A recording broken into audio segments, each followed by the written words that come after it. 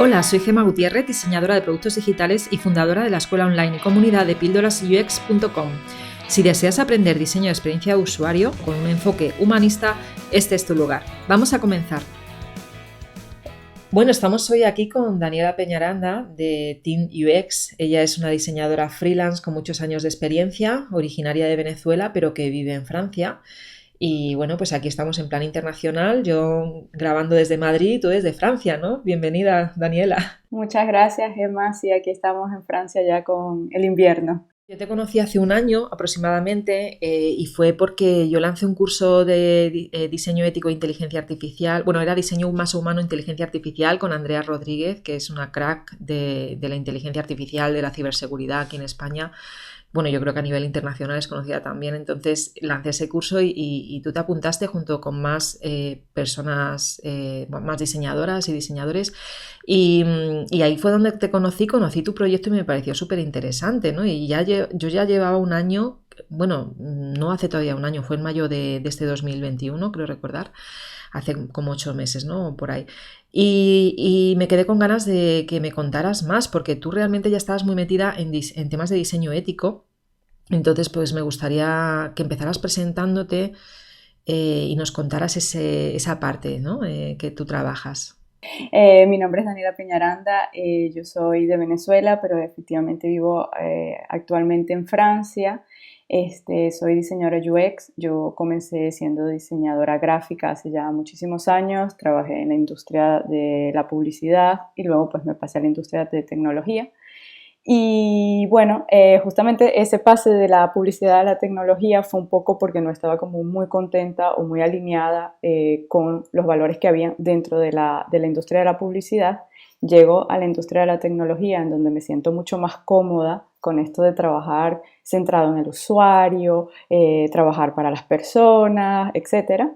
Y bueno, nos encontramos que también en esta industria hay algunas cosas que no van muy bien y que la tecnología como ha avanzado tanto, pues ya nos podemos dar cuenta de los impactos negativos que puede tener también y en donde pues el diseño sí que juega un papel porque somos parte de esa industria, de esa producción, vamos a decir, ¿no?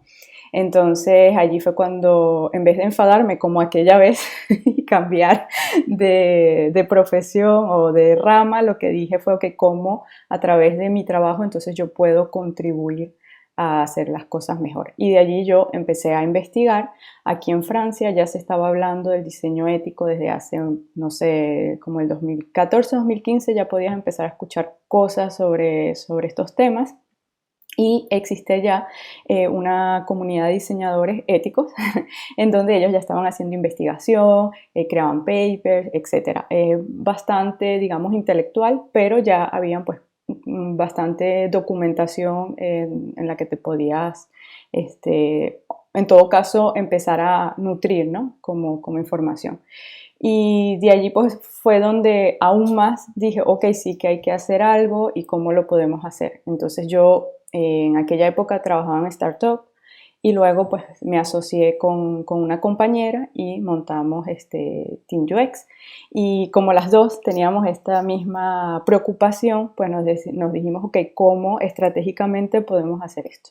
Y allí fue donde apareció el manifiesto, que fue lo que tuviste cuando estábamos en el curso de inteligencia artificial.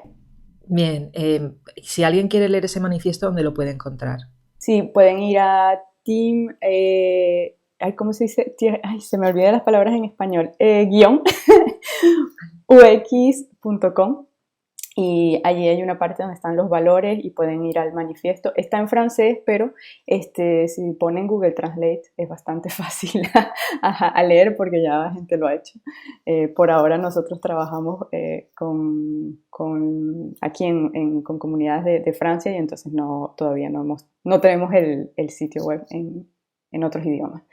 Entonces, bueno, eso empezó por allí, de cómo hacerlo un poco más tangible y de cómo empezar a decir, ok, cómo nos posicionamos, que hacemos esto, ¿no? Y nos ha ayudado muchísimo. Yo te decía antes de empezar a grabar el podcast que no quería hablar de diseño ético porque ya lo he hablado en otros episodios, pero sí que me gustaría, si no te importa, pues que nos indicaras al menos los puntos más importantes de tu manifiesto, ¿vale? Ujú. Y así también se evita a la gente tener que leer en francés o usar el translator, ¿vale? Sí, sí. De hecho, lo tengo por aquí para no olvidar cosas, porque justamente de lo que es el diseño ético como tal, ¿verdad? Vamos a decir que nos tenemos que realmente plantear, primero ya personalmente nosotros, nuestros valores y hacia dónde queremos ir, ¿no? Con nuestra disciplina, con nuestro trabajo, y más allá de eso, después cómo lo podemos aplicar en la disciplina, ¿no? Eh, Justamente voy a utilizar este espacio porque yo sé que mucha gente dice, ay, la ética, eso es cada persona, si haces el bien o haces el mal. Pero en realidad eso es algo muy cierto, pero toda esa ética que tú te has forjado viene exterior, viene de afuera, viene de nuestras comunidades, nuestro contexto social, cultural, económico. Entonces, cuando hoy nosotros nos ponemos de acuerdo que las redes sociales son dañinas, no es porque Gemma dijo que éticamente es malo estar 4 horas en el portal, en el móvil, viendo las redes sociales. Es porque ya toda la sociedad nos estamos poniendo de acuerdo a que eso es negativo, por lo cual nosotros como diseñadores, en todo caso que trabajamos dentro de esta industria, sabemos que es malo. Pero no es que nosotros nos los inventamos. Luego tu ética, tú te dices, ok, bueno, yo estoy alineada con esto y voy a intentar a no hacer este mal, ¿no? Ahí, ¿no? Entonces allí eso yo creo que a veces es importante decirlo porque sí que viene de ti, pero sí viene también de algo que está sucediendo en que todos nos estamos haciendo conscientes de eso y ya decimos, es malo, socialmente, ¿no? Y como comunidad de diseño, esa es la cuestión, de decirnos entre nosotros, esto está bien, esto está mal, a dónde vamos, ¿no? Como disciplina. Y bueno, de allí yo cogí o sea, cogimos mi socia y yo para este manifiesto, que son las cosas tangibles que una persona del exterior puede entender que para nosotras, éticamente, quisiéramos que esté en nuestro trabajo. Y allí estaba pues la accesibilidad de las interfaces, lo escribimos interfaces porque es verdad que la accesibilidad puede ir a mucho más allá, pero como trabajamos muchísimo creando interfaces, pues es como más específico. Todo el impacto social y del medio ambiente, nosotros nos estamos formando en ecodiseño para también llevar todo ese aspecto dentro de lo que hacemos. Todo lo que es la autonomía de las personas, siempre trabajando bajo digamos, esa convicción, la inclusión, el respeto de la vida privada, por supuesto, y el minimalismo técnico, que también va un poco con el ecodiseño, y todo lo que es no utilizar patrones oscuros dentro de las interfaces. Entonces eso ya se hace como mucho más concreto a la hora de trabajar, y ya cuando un cliente trabaja con nosotros, sabes que este es nuestro manifiesto y que nosotros vamos a trabajar de esta manera, pues nos ahorra un paso, digamos, adelante, ¿no? Y luego pues también transformamos en ese manifiesto algunas acciones que hacemos a nuestro cotidiano, porque la ética es cotidiana, son tus decisiones que tomas a diario cuando estás trabajando, ¿no? Entonces allí ya luego hay una lista de esas acciones, ¿no? Más específicas también. Muy bien, y aquí entra ya lo que se llama también, bueno, y lo que entiendo que todas las personas tenemos, ¿vale? Pero muchas veces quizá te pones en el día a día o por no discutir, ¿no? Con las personas que están arriba en negocio, pues lo vas dejando, ¿no? Que es la parte de la importancia de introducir el pensamiento crítico en nuestro trabajo, ¿no? Muy, muy, muy importante. Sí, sí, el pensamiento crítico, pues ya, como más o menos lo sabemos, pues nos ayuda a tomar decisiones y lo que tiene de especial para mí el pensamiento crítico es que tiene una parte que también es evaluativa. Y dentro de esa parte evaluativa entran los juicios de valor y ahí entra la ética también. Entonces, ya no es solo cómo analizamos y cómo evaluamos las situaciones, sino también después cuando tomamos decisiones, ahí entra nuestra ética efectivamente, ¿no? Ok, yo hago esto y cómo lo hago y cómo lo resuelvo. Entonces ahí es donde es interesante que nosotros nos conozcamos bien cuáles son nuestros valores, incluso cuáles son nuestros sesgos cognitivos, por ejemplo, cuando estamos trabajando en algún proyecto, para poder decirnos, ok, cuando yo tomo decisiones, ¿bajo qué valores y bajo qué sesgos los estoy tomando? Eso también es importante, autoevaluarnos constantemente en ese aspecto, ¿no? O el equipo. Y para eso, para ser más concreto, por ejemplo, se puede hacer dentro de talleres, ¿no? Haciendo ejercicios, actividades, todas esas cosas se pueden ir desmembrando dentro de espacios que le demos a esos ejercicios, ¿no? Y con respecto a lo que está pasando ahora en Francia, ¿no? Tú me decías que existe una ley destinada a reducir la huella medioambiental de la tecnología digital. Eso creo que, si no me equivoco, tampoco sé que en España se ha sacado algo relacionado con ética también en inteligencia artificial, pero creo que exactamente esta ley que tenéis en Francia no está en España aplicada. ¿Podrías explicárnosla? Es una ley que, digamos que Francia está pionera ahora en eso, acaba de ser aprobada el 15 de noviembre. Se llama la Loi REM, o sea, la ley REM. Y bueno, sí, lo que quiere decir es que hay que obligar, ¿no?, a las empresas de alguna forma a reducir la huella medioambiental de los productos y los servicios digitales. ¿Qué pasa? Que a veces nosotros como diseñadores no nos damos cuenta de nuestro impacto del medio ambiente porque estamos en internet, vamos a decirlo de alguna forma, y decimos, bueno, ¿qué tenemos que ver nosotros con todo eso? Nada, ¿sabes? No, ni siquiera nos los imaginamos. Y el problema principal ahora mismo que se está tocando es la obsolescencia de los dispositivos, ¿se dice así? Obsolescencia programada, sí, creo. Ok, así, ayúdame a traducir algunas cosas porque se me olvida. Y entonces, ¿por qué? Porque justamente los productos digitales que estamos creando no son simples, son cada día más complejos, y esa toma de decisiones hace que los usuarios y las usuarias finales tengan que tener los últimos modelos de dispositivos móviles o de dispositivos electrónicos, ¿no? Entonces, ¿qué es lo que pasa? Que todas las leyes de lo que es reparación, reciclaje, etcétera, pues no están al punto. En Europa todavía estamos un poco mejor, pero ya a nivel mundial, olvídalo. Y eso está generando una contaminación enorme que está teniendo un impacto gigantesco. Encima de eso está todo lo que es la parte de que nosotros consumimos muchísimos recursos que no son renovables. Es decir, cuando nosotros estamos obligando a personas, porque nosotros decidimos poner más funcionalidades, por ejemplo, en nuestros productos, esto es minería que es súper dura, que son minerales no renovables. Es decir, que de verdad va a llegar un momento que no podemos crear más dispositivos electrónicos. O sea, no es un invento, es una realidad hoy en día, que dentro de unos años no vamos a tener ciertos materiales. Obviamente, cuando somos optimistas tecnológicos nos decimos, bueno, pero va a haber una innovación y vamos a ver cómo los hacemos. Pero hay esa realidad y que hay que tomarla en cuenta, ¿no? Entonces, nosotros como diseñadores,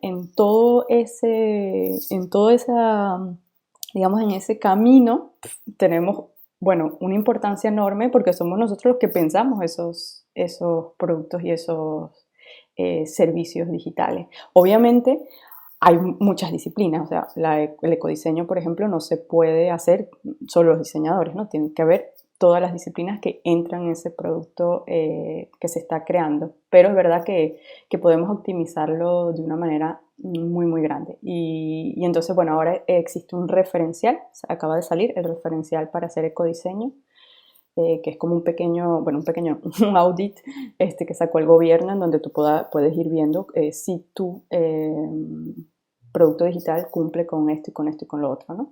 Y el ecodiseño como tal es solo una manera de poder ayudar a justamente mejorar esa parte.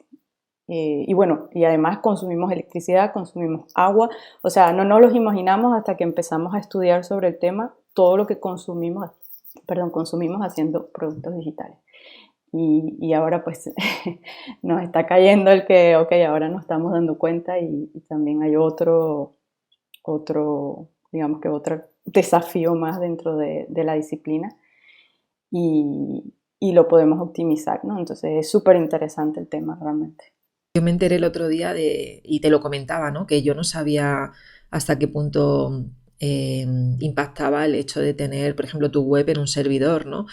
Y que informándome, pues me enteré que había servidores, los Green Server, ¿no? Que son servidores que cuidan de alguna forma la huella, el impacto que hace medioambiental o al menos lo intentan reponer de otra manera, ¿no?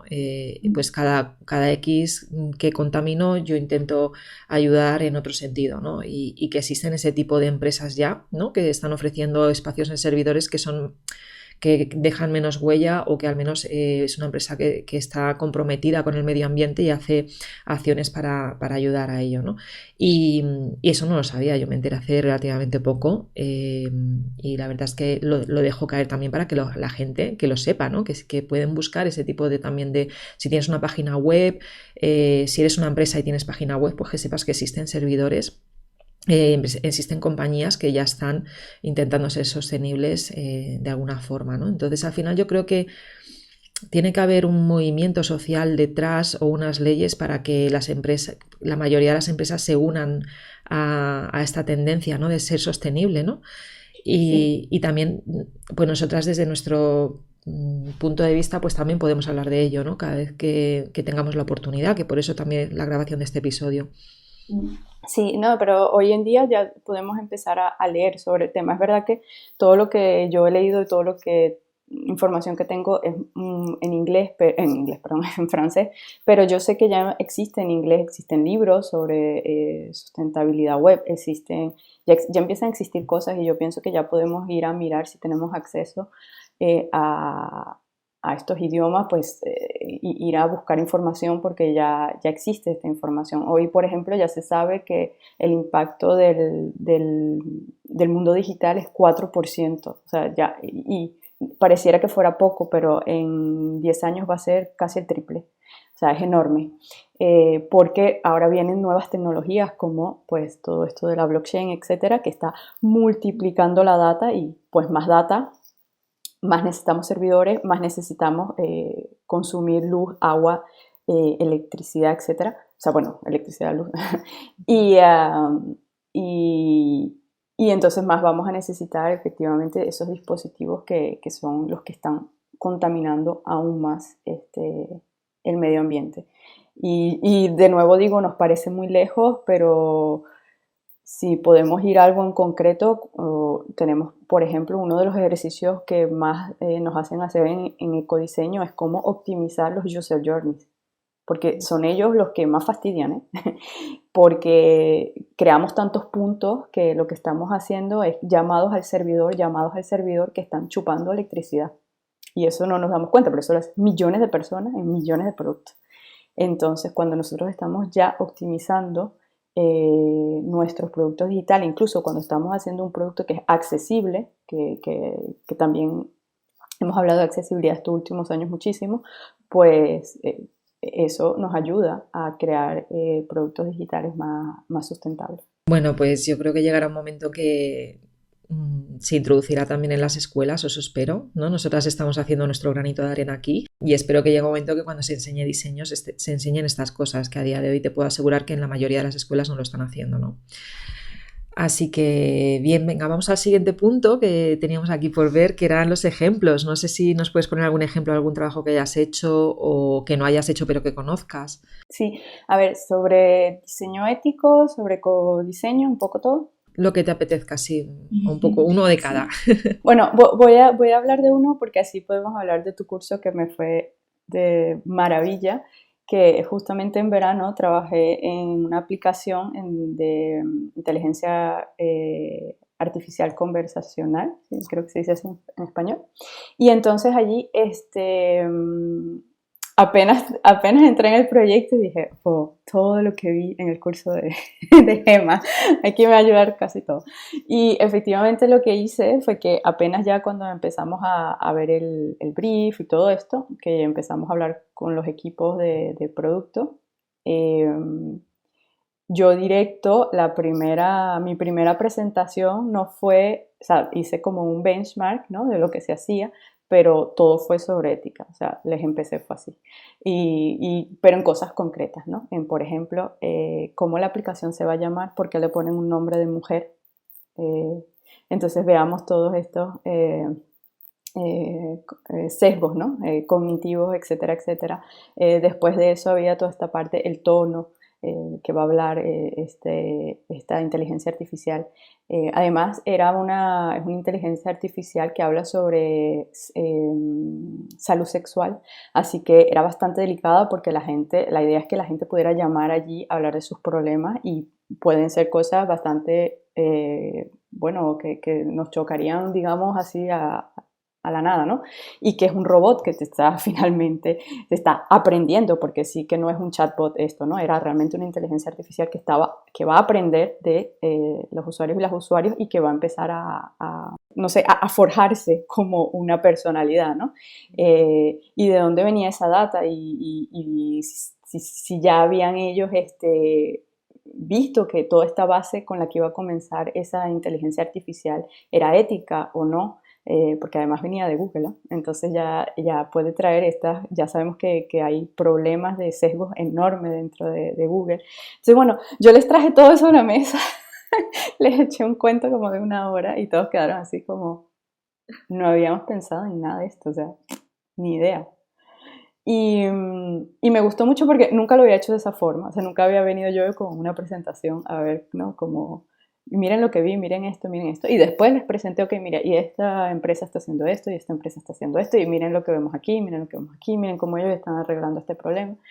Y entonces sí que me ayudó muchísimo porque eso abrió el debate entre ellos. De hecho, después de ahí, no es que paró el proyecto, sino que ellos tuvieron que tomarse un tiempo para digerir todo eso y poder empezar a tomar ellos decisiones de cómo ellos cambiaban esto y lo otro, Fue súper interesante porque ya la persona que sí que hacía diseño de conversación, pues sí que tuvo un trabajo diferente a la hora de crear los user journeys de los textos, ¿no? De las conversaciones, digamos.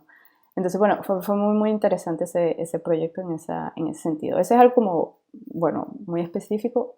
Luego, en otros proyectos, lo que hacemos mucho, como lo había comentado un poco al principio, es crear espacios, ¿no? Nosotras lo que hacemos es que intentamos co-crear mucho con los clientes.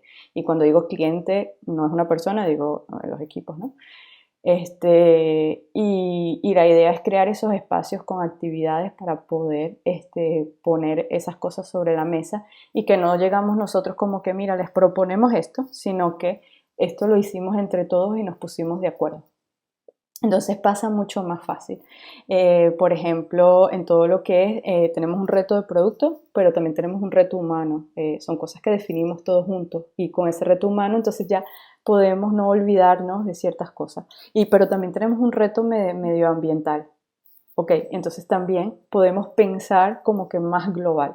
A veces no tenemos la respuesta de todo, porque para tener respuestas a veces de todo necesitamos otras disciplinas que a veces no están en la mesa, ¿no? Porque cosas medioambientales, si no tienes unas personas que entiendan mejor en ese proceso qué es lo que pasa, es muy difícil, pero por lo menos ya salen ideas de cómo mejorar esto, lo otro, que mejor no hacemos esto. Si la persona no tiene necesidad de descargarse un PDF, por ejemplo, una tontería, pues ¿para qué lo vamos a poner? No, solo si mañana es muy necesario. O sea, ya la gente empieza a reflexionar de manera diferente. Entonces lo intentamos hacer todo a través de talleres colaborativos para poder ver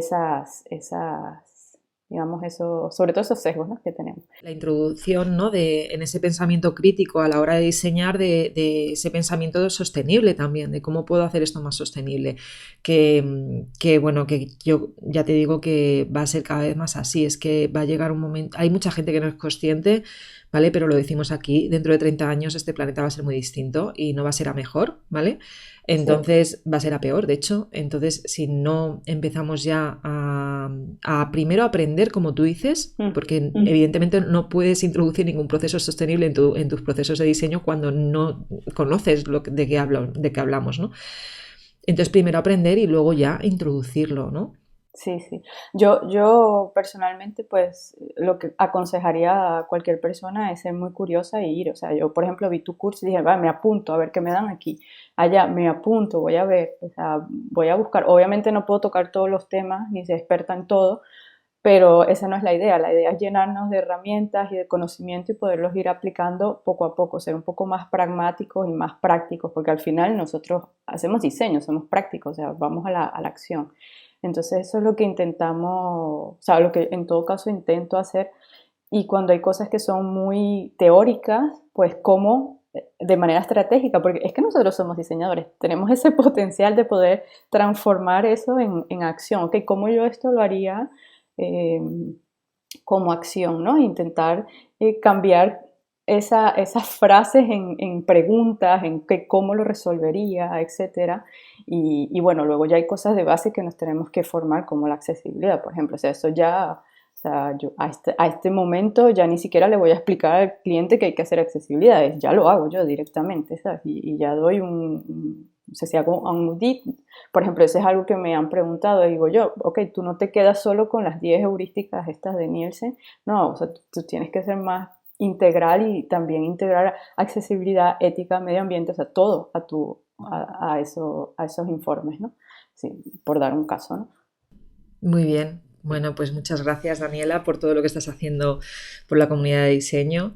Y bueno, pues estamos a finales del 2021, así que felices fiestas, disfruta de las vacaciones, que sé que ya vas a tener unos días libres.